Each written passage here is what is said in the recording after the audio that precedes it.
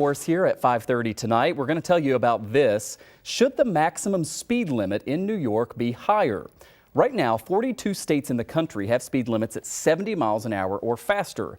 New York and a bunch of our neighbors and Alaska are at 65.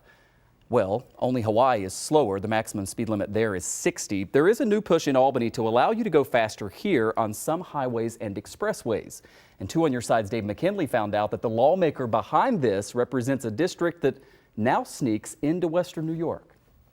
The bill proposed by State Senator Tom O'Meara, a Republican whose district includes parts of Allegheny County, would allow the DOT and the State Thruway Authority to raise the speed limit to 70 in areas where it sees fit, primarily in sections of expressways that are already at 65. In the justification section of the bill, he writes, the majority of states across our country have state speed limits that exceed 65 miles per hour. New York has failed to keep up with the rest of the country by not adopting a more efficient speed limit.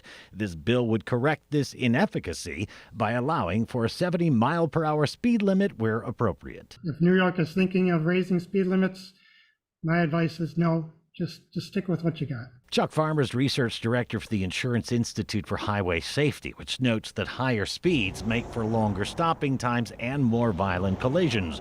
They also cite research that shows that people often drive faster than the posted speed limit. So if you raise the speed limit up to 70, yeah, everybody's going to be doing 79, maybe 80, because they figure that's the new unofficial limit.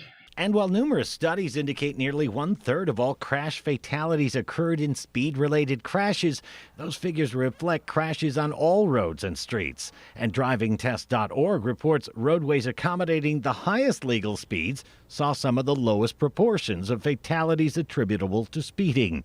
And while most studies don't argue that the higher the speed, the more severe the crash, some suggest there's little evidence to support higher speed creates more crashes.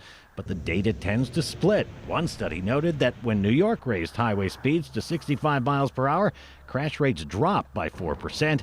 When Iowa increased speed limits from 55 to 65, collision rates spiked. That'll add to the debate, Dave joins us now. So this bill is currently in the Transportation Committee.